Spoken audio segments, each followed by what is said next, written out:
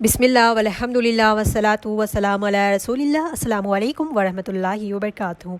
उम्मीद करती हूँ कि आप सब ईमान और सेहत की बेहतरीन हालत में होंगी। इंशाअल्लाह अज़्ज़ वजल अल्लाह सुब्हानहू व तआला आप सबकी तरफ बढ़ने वाले हर शर को खैर में बदल दे। इंशाअल्लाह आज हम देखेंगे अगर हमारी शादी ऐसे इंसान से हो जाए ओके जहाँ पर आपको लग रहा है कि ये मेरे लिए मुश्किल है, तो मैं उस बारे में बताऊँगी इंशाअल्लाह। What to do if I get wrong person. Okay, तो क्या करना चाहिए हमें और अल्लाह सुब्हानहू व तआला क्या फरमाते हैं। देखिए, दुनिया आजमाइश की जगह है, लाइफ इज़ अ टेस्ट। पहले बात, अगर आपकी लाइफ में कोई अच्छा इंसान आए तभी भी वो आपके लिए टेस्ट है, अगर बुरा आए तभी टेस्ट है। अगर आपको अल्लाह ने बहुत अच्छा इंसान दे दिया, वो आपके लिए टेस्ट ऐसे हैं कि आप उस पर कितना शुक्र अदा करती है, ओके, कितना उसका सही इस्तेमाल करती है। या फिर देखिए, अगर आपको एक अच्छा इंसान मिल गया, आप अल्लाह का कितना शुक्र अदा करते हैं कि लोग कोई अच्छा मिला तो शुक्र अदा करने वाले तो कोई दिखते ही नहीं है, लेकिन जब बुरा मिल जाए तो लंबी लंबी लिस्टें हो जाती है लोगों के पास। अगर आपको अच्छा मिला तो उस पर आप कितना शुक्र अदा करती है और कितना अभी अब अच्छा मिल जाए ना तो लोग कितने दिखावे करते हैं, लड़के और लड़कियों, बहुत से लोग कह रहे होते, इवन अच्छे खासे लोग जिनको दिन का इल्म होता है कि दिखावा नहीं करना, वो लोग भी करने लगते कि मुझे बहुत अच्छा मिला। No need to show off, ठीक है, दुनिया वालों को दिखाने की ज़रूरत नहीं है। ये आपके लिए वो भी टेस्ट है। अल्लाह कभी किसी को देकर आजमाएगा, किसी को नहीं देकर आजमाएगा, ये अल्लाह की मर्ज़ी है। अल्लाह ने किसको कैसे आजमाना है। अगर अल्लाह ने किसी को अच्छा इंसान दिया है, उसका मतलब कभी कभार बुरे इंसान को भी अच्छा वाला मिल जाता है, अच्छा वाला, वो उसके लिए आजमाइश होती है। ठीक है, मैं 3 टाइप्स के आजमाइश बताऊंगी इस केस में। पहली आजमाइश देखिए, कोई बुरा है, उसको अच्छा मिल गया तो उसके लिए भी आजमाइश है। जैसे कि फ़िरौन को आसिया अलैहिस्सलाम, उनकी स्टोरी भी मैं आगे बताऊंगी इंशाल्लाह। ओके, देखिए 3 लोगों का जिक्र किया गया है कुरान में, जिनकी नूह अलैहिस्सलाम और लूत अलैहिस्सलाम, उनकी बीवियाँ नेक नहीं थी, और हज़रत आसिया अलैहिस्सलाम उनके शौहर फ़िरौन थे। फ़िरौन का तो आप लोगों को बताया कि वो किस तरह का इंसान था। ओके, तो इसका मतलब ये उनके लिए उनकी बीवियाँ आजमाइश थी, आसिया अलैहिस्सलाम के लिए उनका शौहर आजमाइश था। ओके, इसका मतलब ये नहीं कि वो नेक नहीं थे, इसका मतलब ये नहीं कि वो नेक थे, लेकिन उनके लिए आजमाइश थी। अल्लाह ने उनका आजमाइश उसमें रखी। ओके, हर किसी की अलग अलग आजमाइश है। कभी किसी के लिए बच्चे आजमाइश बन जाते हैं, कभी किसी के लिए शौहर आजमाइश बन जाता है, कभी कभी किसी के लिए पेरेंट्स आजमाइश बन जाते हैं, बहुत बड़ी आजमाइश बन जाती है, कभी कभार भाई बहन, कभी दोस्त, कभी डिसीज़, कुछ ना कुछ अल्लाह सुब्हानहू व तआला ने आजमाइश हम सबके लिए रखी है। तो किसी के लिए कुछ भी हो सकती है। अगर बुरे इंसान को कोई अच्छा मिल रहा है तो उसके लिए भी आजमाइश है कि अल्लाह ने तुम्हें अच्छा दिया था, आपने उसकी कितनी कदर की, कितनी वैल्यू की। एक बुरा इंसान क्या अच्छे इंसान की कदर कर पाएगा, उसको समझ पाएगा? नहीं समझ पाएगा, वो उसके लिए आजमाइश है। अगर वो उसका कितना सा शुक्र करता है, कितना उसकी टेक केयर करता है कि अल्लाह ने उसको नेमत दी है। हम सब देखें, वो तो रिश्ते की बात छोड़े, अल्लाह ने हमको इतनी नेमतें दी हैं, उसमें कितना हम कम शुक्र अदा करते कि नहीं करते? नहीं करते हम बहुत सी तरह। हम सुबह से शाम शुक्र अदा करें ना तब भी कम है, लेकिन हमें शुक्र अदा करना चाहिए। ओके, तो अच्छे को बुरा भी मिल सकता है, बुरे को अच्छा भी मिल सकता है, ये एक फेज़ हो गया। ठीक है, वो अल्लाह की मर्ज़ी, वो आजमाइश है, लाइफ इज़ अ टेस्ट। चले मैं आपको 2 आयतें बता देती हूँ कुरान की। सूरह मुल्क आयत नंबर 2 में अल्लाह सुब्हानहू व तआला ने फरमाया, वो जिसने मौत और ज़िंदगी के बाद पैदा किया ताकि तुम्हें आजमाए तुम में से कौन अच्छे अमल करेगा। ज़िंदगी और मौत को पैदा किया ताकि तुम्हें आजमाए तुम में से कौन अच्छे अमल करेगा। जो अच्छे अमल करेगा वही ऑब्वियसली अल्लाह के करीब होगा और उसको जन्नत फिरदौस में जगह अता मिलेगी। ओके, और इसी तरह सूरह बकरा आयत नंबर 155 में अल्लाह सुब्हानहू व तआला ने फरमाया, और यकीनन हम तुम्हें आजमाएंगे, कुछ खौफ से, भूख से, माल से, जानों और फलों के नुकसान से, और सब्र करने वालों को खुशखबरी दे दीजिए। तो अल्लाह किसी ना किसी तरह आपको आजमाएंगे, हमारे लिए ये आजमाइश है। हम जितने नेक अमाल करें, इस आजमाइश में हम अल्लाह से कनेक्टेड रहेंगे। ओके, अलग चीज़ों में इन्वॉल्व नहीं हो जाना। आजमाइश है कि शिर्क में इन्वॉल्व हो गए, बिदअतों में इन्वॉल्व हो गए, रिश्ते तोड़ने लगे, एक दूसरे को तकलीफ़ें पहुँचाने लगे, तो इस तरीके से हम अच्छे अमाल नहीं कर पाएंगे, इस तरीके से हम और भी ज़्यादा गुनाहों में इन्वॉल्व हो जाएंगे। तो अल्लाह ने कंप्लीटली बता दिया है क्लियरली कि आपकी आजमाइश होगी, तो किसी भी फॉर्म में हो सकती है। ओके, तो ये एक आजमाइश के तौर पे लेना है आपने वो इंसान को। दूसरा, ठीक है, मैंने लास्ट टाइम बताया था ना, आपने ये देखना है कि अगर आपकी लाइफ में कुछ बुरा हो रहा है तो ये तो नहीं देख लें कि हमारे गुनाहों की वजह से। जब भी आपकी लाइफ में कोई मुश्किलें आए, परेशानियाँ आए, तौबा व इस्तिग़फ़ार करें, लाजमी तौबा व इस्तिग़फ़ार करें। हर दिन हमने तौबा व इस्तिग़फ़ार करते रहना है। ऐसा नहीं कि अस्तग़फ़िरुल्लाह, नो, दिल से करें तौबा, दिल से अल्लाह के सामने गिड़गिड़ाए, रोए, अपनी गुनाहों के एक एक गुनाह को अल्लाह के सामने डिस्क्राइब करके आप गुनाहों की माफ़ी मांगे। जब हम एक एक गुनाह को डिस्क्राइब करके माफ़ी मांग रहे होते ना, हमें शर्म आने लगती है कि मैं कैसे अल्लाह के सामने ना ये गुनाह भी डिस्कस करूँ। जब हमें शर्म आएगी, जो हमारे अंदर वो चीज़ पैदा होगी ना, तो हम गुनाहों से बच जाते हैं। हमारा दिल मलामत करने लगता है कि हम अगेन उस गुनाह को ना करें। तो आपने अपने गुनाहों को अल्लाह के सामने डिस्कस करके, अल्लाह के सामने बताते हुए गुनाहों की माफ़ी मांगनी चाहिए। कभी ये नहीं बोलना कि उनकी लाइफ अच्छी चल रही है, हमारी लाइफ में क्यों परेशानी है, ये नहीं। सबकी लाइफ अलग अलग है। आपको जो सामने हंसी खुशी जो दिखाई दे रहा है उसके पीछे क्या गम है आप नहीं जानते। आपको नहीं पता कि मेरी लाइफ में कितनी मसले, कितनी परेशानियां हैं। आपने ये नहीं समझना कि हाँ मेरी टीचर ना बहुत एक्टिव रहती है, वो हर काम एक्टिव से करती है, जब भी हम बात करते हैं अल्हम्दुलिल्लाह कहती है। कभी उन्होंने हमारी बातें उनकी कभी ये नहीं बोला कि उनकी लाइफ अच्छी नहीं चल रही है। नो नीड टू डिस्कस, ठीक है। अल्हम्दुलिल्लाह अल्लाह ने वो हिम्मत दी है कि I can manage my problems. इसका मतलब ये नहीं कि हर किसी को मैनेज करना है। अगर आपको कोई समझ नहीं आ रही, आप मुझसे पूछ रही है क्योंकि आप डिस्कस कर रही है, आपको उसके बात का इल्म नहीं है। लेकिन सामने वाला आपको कुछ नहीं पता आ रहा कि उसकी लाइफ में प्रॉब्लम्स नहीं चल रही, वो अपने आप को अच्छे से डिस्प्ले कर रहा है कि सामने देखो कि मैं एकदम से परफेक्ट लाइफ, जो कि सोशल मीडिया पे हम लोगों को दिखाई दे रहा है, वो गलत, बहुत गलत चीज़ कि हमारी लाइफ अच्छी चल रही है। तो हम बहुत ज़्यादा पैनिक हो जाते हैं लोगों के स्टेटस देखकर, ये सब कि हमारी लाइफ क्यों अच्छी नहीं चल रही। बिल्कुल ऐसे नहीं समझना। सबकी अलग अलग आजमाइश है। आज आपके लिए आपका शौहर आजमाइश होगा तो उनके लिए कुछ और चीज़ आजमाइश होगी, लेकिन सबकी लाइफ में सबकी अलग अलग आजमाइशें हैं। अल्लाह सुब्हानहू व तआला आपको अपनी इस्तिताअत के मुताबिक आजमाएगा। ओके, हर थोड़ा कुछ लोगों की इस्तिताअत देखो इतनी होती है कि उसको चूंटी काट ले तो वो बर्दाश्त नहीं कर सकता। कुछ लोगों की इतनी इस्तिताअत होती है कि उनको थोड़ा सा अगर गुलाब जो छाड़ पे कांटा होता है ना वो छुप जाए तो वो उसको बर्दाश्त नहीं कर सकता। कुछ लोगों की इतनी इस्तिताअत होती है कि उसके अंदर इतना सा बड़ा सा भी कांटा छुप जाए तो वो उसको निकाल बाहर करके उसको खुद को हील करके खुद पट्टी बांधने के काबिल होते हैं। उनकी उतना स्टैमिना होता है, उतनी इस्तिताअत होती है। तो अल्लाह उन सबको अलग अलग देगा। जिसको चूंटी काटे तो बर्दाश्त नहीं होगा तो उसके मुताबिक उसकी आजमाइश होगी। जिसको कांटा होगा उसको कांटे के बराबर होगी। तो ये सारी चीज़ें जो अपनी अल्लाह की आजमाइश में, अल्लाह के दिए गए मुश्किलात हालात में जो अल्लाह आजमा रहा होता है ना, तो उस पर आप अल्लाह का शुक्र अदा करेंगी। ठीक है, शुक्र अदा करना है। अब मैं प्रॉब्लम पे शुक्र कैसे अदा करूँ? जो चीज़ें आस देखिए, एक प्रॉब्लम है आपके पास, देखिए 100 में से आपके पास 30 प्रॉब्लम है तो 70% तो नेमत है ना, उस पर अल्लाह का शुक्र अदा करें। 30 प्रॉब्लम्स पे सब्र करें। सब्र का मतलब ये कि सब्र करना आपने, ओके, दूसरों से जाके शिकायतें नहीं करनी, तो आजमाइश होगी। और एक ये भी हो जाती है, हम ये बता रही थी ना, हाँ, गुनाहों की वजह से हमारे समटाइम्स हमारे गुनाह ही हमारे लिए मुश्किल का सबब बनते हैं। तो हमारे अपने जब भी आपके ऊपर मुश्किल आए, परेशानी, तो अब इस्तगफार करें। देखें कि आप कोई गुनाह में तो इन्वॉल्व नहीं है, आप कोई गलत काम तो नहीं करी। लास्ट टाइम जैसे कि मैंने कहा था, आई थिंक फर्स्ट लेक्चर में, कि आपको नहीं पता कि सामने वाले के दिल में क्या है, वो कौन सा कितना अच्छा है कितना बुरा। अगर सामने से कोई बुरा लग रहा है इसका मतलब ये नहीं कि वो अंदर से बुरा हो, उसके अमाल बुरे हैं। We never know. देखिए, हम बहुत जल्दी किसी को अपीयरेंस से देखकर, उसके टॉक से लेकर, किसी का बात करने का अंदाज़ थोड़ा अलग सा होता है। किसी की आवाज़ ऐसी होती है कि जैसा लगता है कि वो किसी को मार रहा है, वो उसमें हम कुछ नहीं कर सकते। अल्लाह ने उनको ऐसी दी है आवाज़, किसी की आवाज़ सुनने को दिल नहीं करता। ये सब अलग अलग चीज़ें। हम किसी को देख कर उनको ये नहीं कह सकते कि बुरा है। अगर अल्लाह ने किसी को अच्छे को बुरा भी दिया है, बुरे को अच्छा भी दिया है, तो अल्लाह नोस वेल कि कौन क्या डिज़र्व करता है, किसको कहाँ आजमाना है। तो ये आपकी आजमाइश होगी।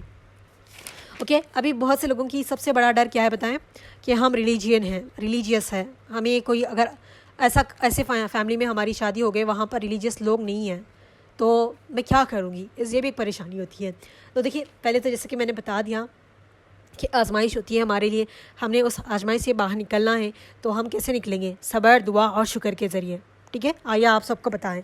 और एक चीज़ आप लोग ये अंडरस्टैंड करें ना, अगर आपकी शादी ऐसे घर में हुई है, फिर ऐसे इंसान के साथ हुई है, ओके, वो लोग दीनदार नहीं है लेकिन अल्हम्दुलिल्लाह आप दीनदार हैं, तो देखिए, अगर हम दीनदार हैं और हमारी शादी भी ऐसे दीनदार घराने में हो गई और वहाँ सब कुछ परफेक्ट है, एवरीवन इज़ परफेक्ट, तो आपका क्या ही काम रह जाएगा? क्या काम रह जाएगा? हमें उनको कुछ बताने की ज़रूरत नहीं है, कुछ सिखाने की ज़रूरत नहीं है। अल्हम्दुलिल्लाह वो पहले से परफेक्ट है, दीन की सारी समझ है, उनको सब कुछ पता है। कुछ काम रह जाएगा हमारा? वहाँ नहीं रहेगा ना। लेकिन मैं ऐसे सोचती हूँ कि अगर हमारी शादी ऐसे लोगों में हुई जिनको दीन की समझ नहीं है, बहुत सारी लॉक ऑफ नॉलेज है उनको दीन के बारे में, ओके, लेकिन अब वहाँ जा रही है, आपको एक अपॉर्चुनिटी मिलती है, एक चांस मिलता है कि आप उनको दीन की तबलीग करें, दीन को समझाएं, दीन को बताएं। ऐसा नहीं कि आप उनको दर्द देने लगे, लेकिन बताने के एक तरीके से आप उनको बताएंगी, समझाएंगी। आप अपनी एक्शन से, आपके बिहेवियर से लोगों को समझाएंगी, बताएंगी। आपको एक अपॉर्चुनिटी मिल रही है। अल्लाह चाहता है कि आपको वहाँ, अल्लाह दीन का काम लेना चाह रहा है आपसे। देखिए, अगर हम ऐसे परफेक्ट फैमिली में चले गए तो हमारा कुछ काम रहेगा वहाँ? नहीं। हमेशा से अल्लाह से दुआ करें कि अल्लाह हमसे दीन का काम ले। अगर आपको अल्लाह ऐसी फैमिली में डाल रहा है, ठीक है, अगर आपका रिश्ता ऐसी जगह हो रहा है, आपकी शादी ऐसी जगह हो गई है जहाँ दीनी माहौल नहीं है, दीनी माहौल बनाने की कोशिश करें, ओके, उनको समझाने की कोशिश करें। देखिए, जब हम दीन को फैला रहे होते हैं तो उसका कितना अज्र होता है, ठीक है। जब हम किसी को दीन सिखा रहे हैं तो उसका अज्र होगा, जब वो उस पर एक्सेप्ट करके उसको फॉलो करेंगे तो आपके लिए सदका जारिया बन जाएगा, आपको तो डबल अज्र मिलेगा। आप तो सुबह और शाम उनको सही करने में, उनको समझाने में लग रही है, तो आपकी तो पूरा दिन इबादत में गुजर रहा है, अल्लाह का नेक अमाल लोगों को समझाने में, उनको ठीक करने में लगा हुआ है। हम लोग क्यों इस वे में नहीं सोचते? बस जितने भी दीनी भाई बहन हैं, बस उनका माइंडसेट ये लगा कि हमें दीनदार लड़की चाहिए, फिर दीनदार लड़का चाहिए। कभी आप लोग में से कितने लोग ऐसा सोचते हैं, मैं कहती हूँ ना, आप लोग सोचें, हम चाहते हैं कि हमें एक दीनदार लड़का चाहिए, फिर दीनदार लड़की चाहिए, लेकिन अगर हमें कोई ऐसा इंसान मिल गया तो why not we try our best. Allah से दुआ करें कि या अल्लाह मेरे आपने मुझे ऐसा इंसान दिया है तो मैं इंशाल्लाह इसको कोशिश करें। देखिए अल्लाह बेशक अल्लाह हिदायत देने वाले हैं सबको, और अल्लाह ही किसी को चेंज करने वाले, लेकिन हम कोशिश तो कर सकते हैं ना।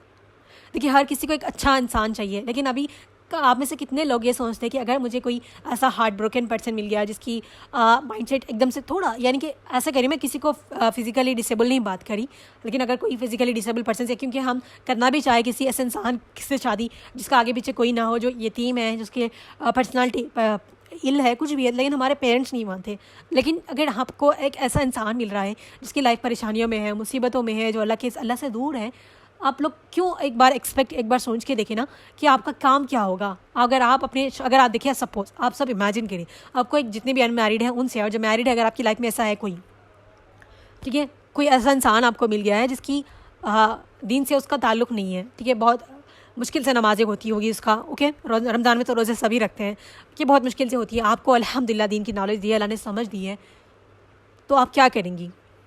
आप ऐसे तो नहीं छोड़ देंगी कि चले मेरा काम मैं, और मेरा अमल की ज़िम्मेदार मैं ही हूँ, वो सामने वाला कुछ भी करे मुझे कोई मसला नहीं है। नो, ऐसे कभी नहीं करना, क्योंकि बहुत सी औरतें ऐसी है कि घर में उनका माहौल सही नहीं है, वो आगे लोगों को दर्श देने निकली हुई है, घर के हालात वहीं छोड़ के चले गए, नहीं हस्बैंड की केयर, नहीं घर वालों की केयर, बस चले गए। ऐसा नहीं करना आप लोगों ने, पहले अपनी इस्लाह करनी है, अपने घर वालों की इस्लाह करनी है, आप लोगों ने कोशिश करनी है आपने, ठीक है। आप जितनी कोशिश अपने हस्बैंड को समझाने, उसको दीन की तरफ लाने की, उसको अल्लाह के अहकामात बताने की कोशिश करेंगी, जितना आप कोशिश करेंगी, एफर्ट्स डालेंगी, हर एक चीज़ पे आपको अज्र मिलेगा, सुबह से शाम से आपको दुगना अज्र मिलेगा। आप कोशिश करिए, तो आपका अपने हस्बैंड है वो, ठीक है, और आप उस पर अल्लाह को राज़ी करने के लिए आप उस रिश्ते को निभा रही हैं और अपने सारे हुकूक़ अंजाम दे रही है।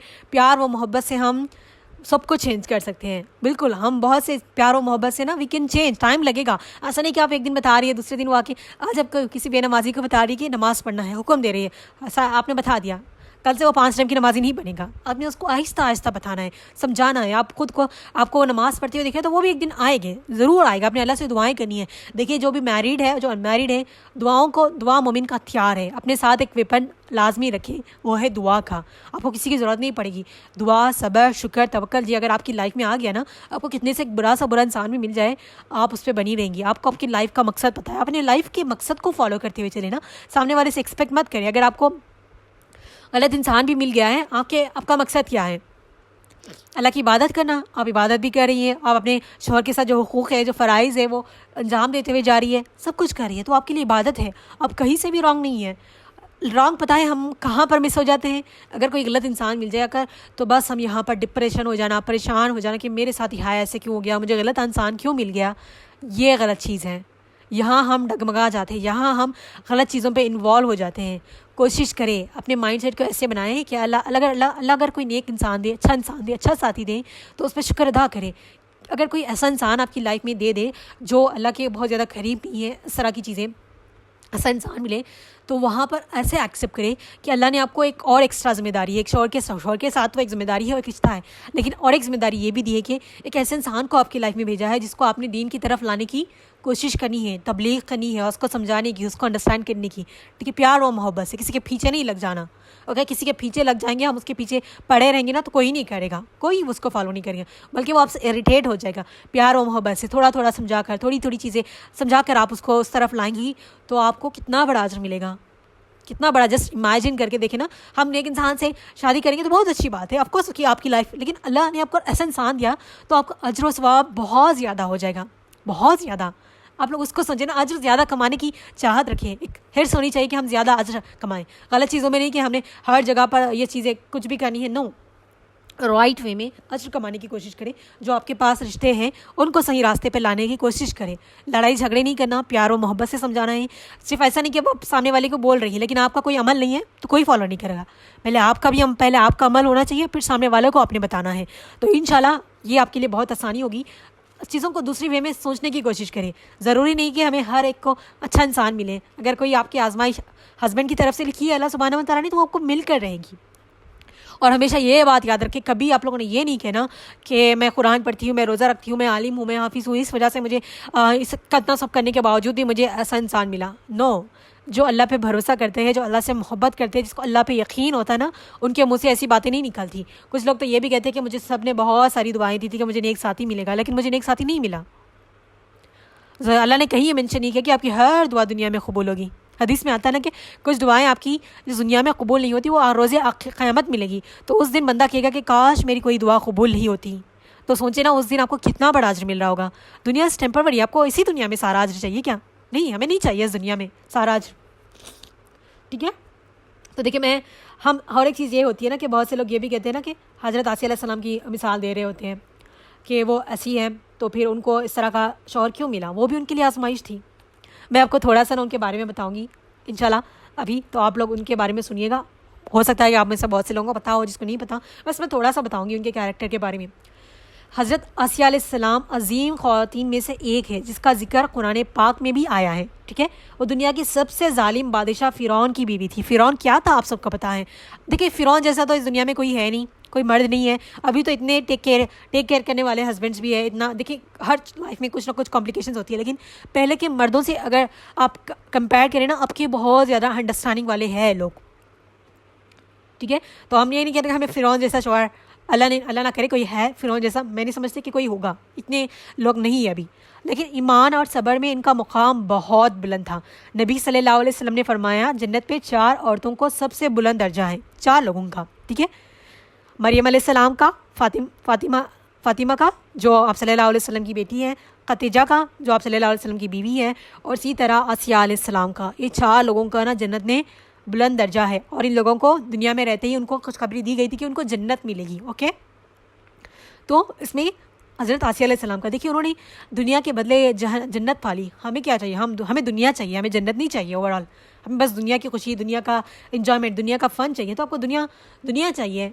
नहीं, हमें दुनिया नहीं चाहिए। जिसको दुनिया चाहिए ना, वो दुनिया में रह जाएगा। हमें दुनिया नहीं चाहिए, हमें आखिरत चाहिए। फ़िरौन का किरदार क्या था देखिए, वो आप मैं थोड़ा बता रही हूँ उसके बारे में। एक जालिम बादशाह था जो खुद को खुदा कहता था। ठीक है, जो भी ऐसे दुनिया में ऐसे बहुत ऐसे लोग हैं जो खुद का खुदा समझते हैं कि हर चीज़ उनकी मर्ज़ी से होती है, वो अपने आप को ना बड़ा समझने लगते हैं। ओके, वो बनी इसराइल पर जुल्म करता था, उनके बच्चों को कत्ल कर देता था और लोगों को ग़ुलाम बना लेता था। वो किसी पे भी अपनी खुदाई का खिलाफ बर्दाश्त नहीं करता था। ठीक है, वो अपने आप को खुदा समझता था, ऐसा इंसान था। और हज़रत आसिया अलैहिस्सलाम का ईमान देखें और हमारे ईमान को चेक करें हम। जब हज़रत मूसा अलैहिस्सलाम अल्लाह का पैगाम लेकर आए और तौहीद की दावत दी, तो हज़रत आसिया अलैहिस्सलाम ने फ़ौरी हक़ को पहचान लिया। इन्होंने दिल में अल्लाह पर ईमान लाया और खुफिया तौर पर हज़रत मूसा अलैहिस्सलाम की नबूवत को तस्लीम कर लिया। और वो जानती थी कि ईमान ज़ाहिर करने से इनकी जान को ख़तरा हो सकता था, लेकिन इनका ईमान मजबूत रहा।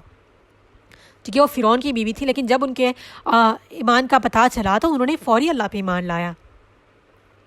और जब हमारा ईमान की बात आती है ना, तो हम कैसे डगमगाते। देखिए, उनका ईमान, किसी का दर्जा ऐसे ही बुलंद नहीं हो जाता। उनकी पीछे की जो सैक्रिफाइस, उनका जो मुश्किलें जो होती है ना, उसके बिना पर उसको मिल रहा होता है। आपको पता है, कुछ लोगों को अल्लाह सुब्हानहू व तआला ने उसकी मुश्किलों के बाद, हर मुश्किल के बाद अल्लाह ने आसानी कहा है ना।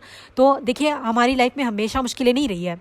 बचपन से लेकर आज तक हमारी लाइफ में बहुत सारी मुश्किलें आई होंगी, परेशानियाँ होंगी। इसका मतलब ये नहीं कि हम पूरी लाइफ मुश्किलों और परेशानियों में थे, नहीं। हर मुश्किल के बाद परेशानी आती है। आप पूरे 24 आवर्स में देखें ना, हम सुबह शाम तो साइड नहीं होते, खुश भी होते हैं, मुस्कुराते भी हैं, मुतमईन भी होते हैं। तो हर मुश्किल के बाद आजमाइए। कुछ लोगों को अल्लाह सुब्हानहू व तआला ना अज्र दुनिया में भी दे रहे होते हैं और आखिरत के लिए भी रखा होता है। तो आप लोगों ने अल्लाह से अच्छी की उम्मीद रखनी है। जब फ़िरौन को पता चला ना आसिया अलैहिस्सलाम की ईमान ला चुकी है, तो उसने उन्हें अजियत देना शुरू कर दी। सख्त तरीन अजाब देने के बावजूद हज़रत आसिया अलैहिस्सलाम अल्लाह का नाम ज़बान से नहीं छोड़ा उन्होंने। अभी देखिए, हमारे सामने अगर कोई परेशानी आ जाए, मुसीबतें आ जाए, हम जाके शिर्क व बिद्दत करने के लिए सेकंड्स नहीं लगाते बहुत से लोग। अल्लाह उन सबको हिदायत दे, हम सबको शिर्क व बिद्दत से बचाएं। थोड़ी परेशानी आ गई, मुसीबतें आ गई, किसी बाबा के पास चले गए, तावीज़ लटका ली, ये कर दिया, वो कर दिया, और दरगाहों पर चले गए, मज़ारों में। करते कि नहीं करते? कहाँ है हमारा वो ईमान? लेकिन हम सबकी चाहते हैं कि हमें जन्नत मिले। और एक चीज़ मैं यहाँ पर एक बताना चाहूँगी, बहुत से लोग ये कहते हैं ना कि अल्लाह बड़ा मेहरबान है, अल्लाह रहम फरमाएगा। ऑफकोर्स अल्लाह रहम करेगा। अल्लाह ने ये नहीं कहा कि तुम शिर्क करो बिद्दत करो और गलत चीज़ें करो, मेरे साथ किसी को ठहराओ। शिर्क करने वालों का अल्लाह के यहाँ कोई सिफारिश नहीं करेगा। आप सल्लल्लाहु अलैहि वसल्लम भी सिफारिश नहीं करेंगे। ठीक है, तो शिर्क में इन्वॉल्व ना हो, गलत चीज़ों में इन्वॉल्व होने से बचाए खुद को। ठीक है। जो कह रहे थे ना अल्लाह बड़ा रहे में, वो कहते हैं ना कि अल्लाह सुब्हानहू व तआला 70 माओं से भी ज़्यादा मोहब्बत करता है, तो वो अपने बंदे को कैसे दोज़ख में डालेगा? बिल्कुल डालेगा, क्योंकि अल्लाह सुब्हानहू व तआला ने कुरान में फरमाया है, जिसने अल्लाह की नाफरमानी की, अल्लाह के साथ किसी और को माबूद बनाया, अल्लाह के अहकामात के खुदा खिलाफ ज़िंदगी नहीं गुजारी, तो उसको ऑब्वियसली दोज़ख में जाना है। अल्लाह सुब्हानहू व तआला हम सबको जहन्नुम से बचाए रखे, दोज़ख की आग से बचाए रखे। अल्लाह सुब्हानहू व तआला हम सबको जन्नतुल फिरदौस में जगह अता फरमाए, आमीन सुम्मा आमीन। बिल्कुल ठीक है। देखिए, जब आपसे मम्मा आपकी बहुत प्यार करती है आपसे, अगर आप कोई गलत काम करेंगी, कुछ करेंगी, तो आपको डांटेंगी भी, वो मारेंगी भी, आपको पनिशमेंट भी देगी। वो पेरेंट्स ज़रूर पनिशमेंट देते हैं अपने बच्चों को, डांटते ज़रूर हैं, उनको सबक सिखाने की कोशिश ज़रूर करते हैं, जो आपसे मोहब्बत करते हैं, जो आपका भला चाहते हैं। कुछ पेरेंट्स ऐसे भी होते हैं जिनको असल पेरेंट्स का मतलब पता ही नहीं होता, उनके बारे में तो हम बात ही नहीं करेंगे। ठीक है। तो और एक चीज़ ये भी है कि बहुत से लोग कहते हैं ना कि हदीस में आता है ना कि अल्लाह सुब्हानहू व तआला, क्या पता आपकी कोई नेकी, छोटी सी छोटी नेकी अगर अल्लाह को आपको पसंद आ जाएगी तो आप जन्नत में चले जाएंगे। क्या आपको किसी ने गारंटी दे दी है कि आपको आपकी जो नेकियां की जा रही है, अल्लाह को कोई छोटी नेकी आपकी पसंद आ जाएगी? वो बहुत सी हदीसें आती है ना कि किसी ने कोई शराबी था, या फिर लेकिन वो बाजू वाले को खाना खिलाता था, या फिर किसी ने कुत्ते के साथ, कुछ बहुत सारी हदीसें आती है, वो मुझे एग्जैक्टली याद नहीं है, मैं नहीं बता रही, शायद आप लोगों ने सुनी होगी। तो वो लोग कहते हैं ना कि क्या पता हमारी अल्लाह को हमारी कोई ना कोई नेकी पसंद आ ही जाएगी, हमने इतने तो नेकी की है, तो फिर हम जन्नत में चले जाएंगे। कहाँ लिखा हुआ है कि आपकी नेकी, कौन सी नेकी अल्लाह को पसंद आ जाएगी? आपको क्या लगता है कि आपकी कौन सी नेकी पसंद आएगी? आपकी कोई नेकी अल्लाह को पसंद ही नहीं आई, तो तब क्या करेंगे? इस गलतफहमी में मत रहे, ठीक है। और कभी भी अपने ईमान का सौदा मत करें किसी भी चीज़ को। आपके ऊपर कोई इतनी परेशानी भी आ रही, कोई आपकी जान भी ले रहा है, तभी भी आपने अपने ईमान को नहीं छोड़ना, ठीक है। सूरह तहरीम आयत नंबर 11 में अल्लाह सुब्हानहू व तआला से आसिया अलैहिस्सलाम ने क्या दुआ की? देखिए कितनी प्यारी दुआ है। ऐ मेरे रब, मेरे लिए अपने पास जन्नत में एक घर बना दे, और मुझे फ़िरौन और इसके इल्म से नजात दे, अमल से नजात दे, और मुझे जालिम कौम से नजात फरमा। देखिए, ये उनकी दुआ थी। उन्होंने क्या मांगा अल्लाह से? अल्लाह ने अल्लाह से क्या मांगा? मैं फिर से पढ़ रही हूँ। ऐ मेरे रब, मेरे लिए अपने पास जन्नत में एक घर बना दे, और मुझे फ़िरौन और उसके अमल से नजात दे, और मुझे ज़ालिम कौम से नजात फरमा। कितनी अच्छी दुआ मांगी। आप लोग भी दुआ करें ना अल्लाह से। देखिए, मैं नहीं समझती कि हमें फ़िरौन जैसा घटिया, इतना बुरा इंसान तो हमें मिलेगा, लेकिन देखिए हमारे आसपास बस सिर्फ हमें बुरे नहीं, अच्छी बुरी चीज़ें सब होती हैं, उसके बावजूद भी हमारी आजमाइश होगी। किस चीज़ की कमी थी आसिया अलैहिस्सलाम के साथ? वो दुनिया, वो माल की दौलत में ना इतनी डूबी नहीं थी, बल्कि वो फ़िरौन उसके लिए आजमाइश बनता रहा। देखिए, उनको पास दुनिया की हर आजमाइश, हर सहूलत थी, माल था, दौलत था, सब कुछ था। हम आजकल किसके पीछे भाग रहे हैं? अल्लाह को डिस्क्रेडिट करके ना इसके पीछे भाग रहे हैं। उनके पास हर तरह की आजाइश थी, चुटकियों में उनके पास नौकर आ जाए, हर तरह की उनके पास आजाइश थी, लेकिन उन्होंने अपने ईमान को नहीं छोड़ा, अपने ईमान को नहीं छोड़ा। हम क्या करते? कोई अगर देखिए हम क्या करते, अगर आपको कोई अच्छी जॉब कर रहा है, अच्छी जॉब की ऑफ़र कर रहा है, कुछ अच्छी पेमेंट के साथ, उसमें आपको अल्लाह के अहकामात के खिलाफ कुछ करना है, तो हम एक्सक्यूज़ेस ढूंढते हैं। चलो क्या होगा, अल्लाह माफ़ी कर देंगे ना, हमें वहाँ ज़्यादा पेमेंट मिल रहा है। करते कि नहीं करते? अगर ऐसा करके हम जन्नत की तलब रखेंगे तो किसकी गलती है इसमें? हमारी गलती है। हम करते हैं कि नहीं करते? बहुत सी जगह पर हम एक्सक्यूज़ेस ढूंढने लगते हैं कि हमें कहीं से एक्सक्यूज़ मिल जाए कि हम ये चीज़ कर लें। करते हैं नहीं करते? आप खुद से सवाल करें। हम करते हैं ऐसी चीज़ें, हम अल्लाह को नाफरमानी करते हैं, हम अल्लाह को तकलीफ़ देने वाले काम करते हैं। जब हम किसी से मोहब्बत करते हैं तो क्या हम उसको तकलीफ़ देने वाले काम करते नहीं करते? तो फिर क्यों हम अल्लाह के अहकामात के ख़िलाफ़ काम करने की कोशिश करते हैं? कोशिश करें। देखिए, हम परफेक्ट नहीं हैं, हम इंसान हैं, हमसे गलतियाँ हो जाती हैं, गुनाह हो जाते हैं, फ़ौरी अल्लाह से तौबा व इस्तिग़फ़ार करें, जानबूझ के गुनाह में इन्वॉल्व ना हो, और अपने आप को बचाए रखें, अपने ईमान को मजबूत करें, ठीक है। आजमाइश किसी के लिए भी हो सकती थी, वो आसिया अलैहिस्सलाम के लिए आजमाइश थी। देखिए, उनके पास सब कुछ था, लेकिन उनका शौहर उनके लिए आजमाइश बन गया, लेकिन तभी भी उन्होंने अल्लाह का रास्ता नहीं छोड़ा, अल्लाह को नहीं छोड़ा उन्होंने। अगर आप अल्लाह को नहीं छोड़ेंगी तो आपका उसका हज ज़रूर मिलेगा। उनको उसके बदले में उन्होंने क्या तलब किया? अल्लाह से जन्नत ना, जन्नत में घर, अल्लाह से हम भी क्या तलब करेंगे? आज आपका शौहर अच्छा नहीं है तो आप अल्लाह से उम्मीद रखिए, अल्लाह मैं इस पर सब्र करती हूँ, मैं अपनी तरफ से पूरी कोशिश करूँगी, बेस्ट करूँगी, और उसके बाद उसके बदले में मैं सिर्फ आपसे जन्नत की तलब करती हूँ। हम अपनी दुआओं को ऐसे कर ले तो हमारी ज़िंदगी कितनी आसान हो जाएगी ना।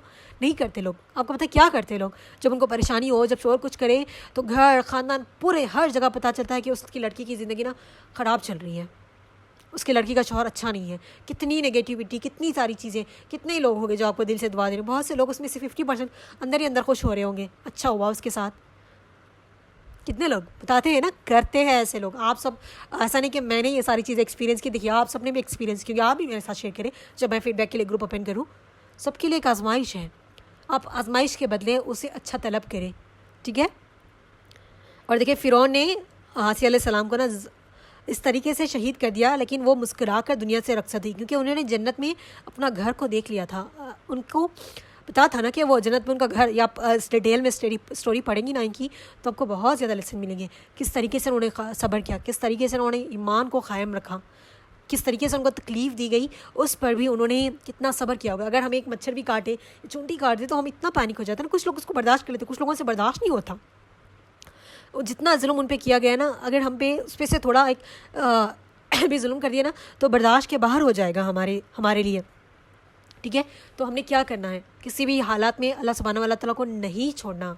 अल्लाह को नाराज़ करके आप दुनिया को खुश करेंगी तो सिर्फ दुनिया कभी राज़ी नहीं होगी, आप उनके लिए जान भी दे देना कभी राज़ी नहीं होगी।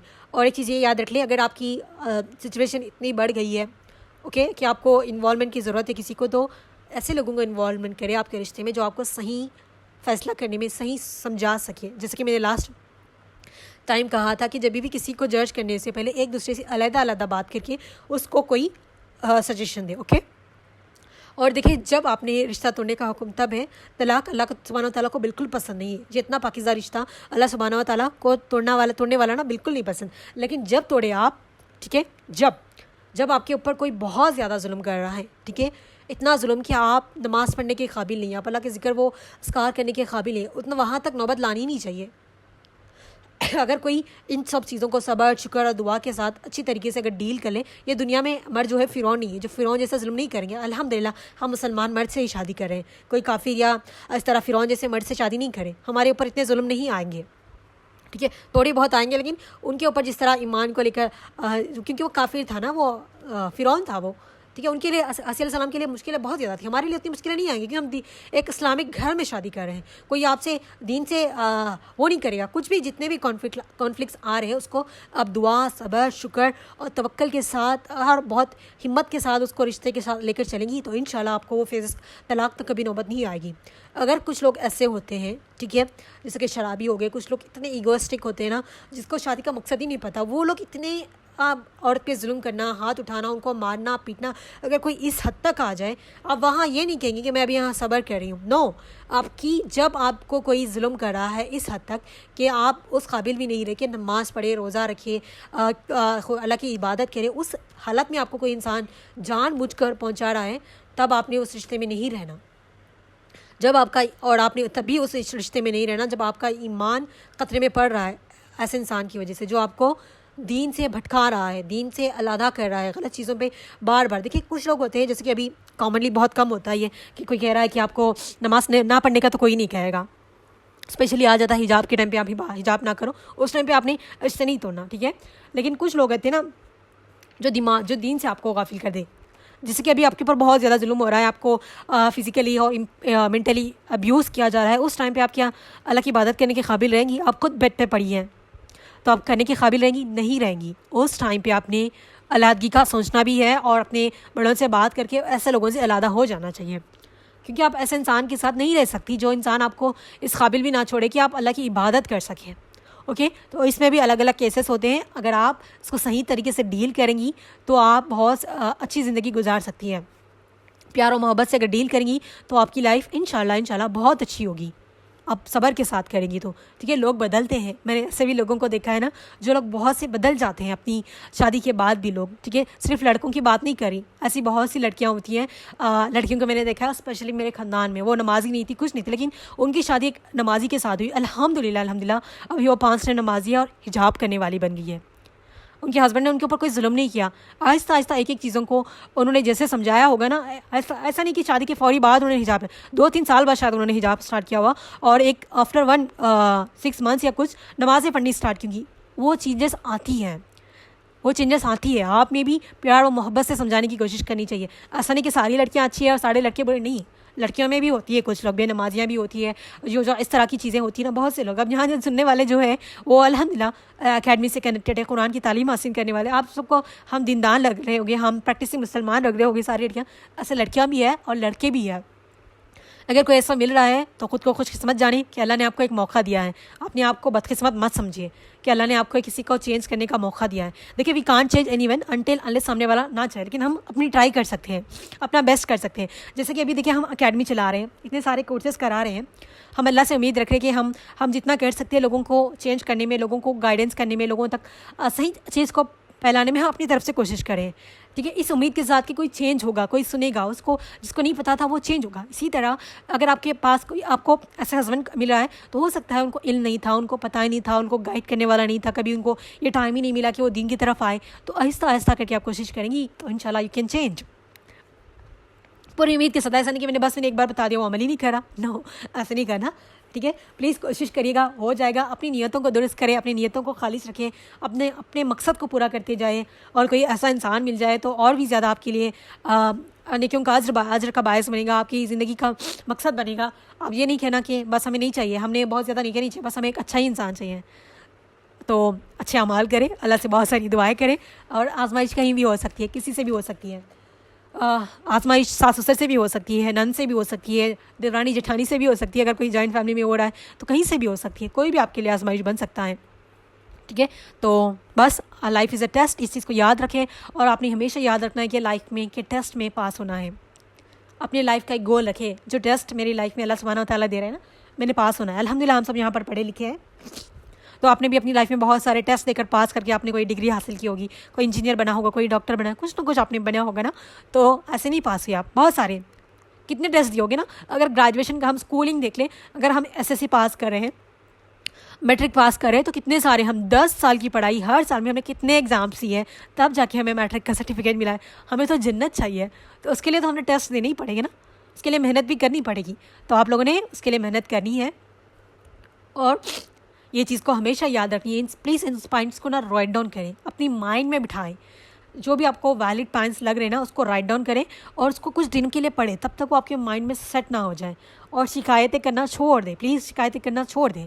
जितनी शिकायतें आप करेंगी उतनी शिकायतें बढ़ेंगी। ओके, तो उम्मीद करती हूँ कि आप लोगों को समझ आया होगा। अगर मेरी बात कोई बुरी लगे तो माजरत। इंशाल्लाह मैं आगे 2 लेक्चर्स और करूँगी आप लोगों के साथ कि कैसे हमें हेल्दी रिलेशनशिप बनाए रखना है। यहाँ पर भी बहुत सी कॉन्फ्लिक्ट्स आ जाती है और इल्लास के साथ कैसे डील करना है, इंशाल्लाह वो भी बताऊँगी मैं।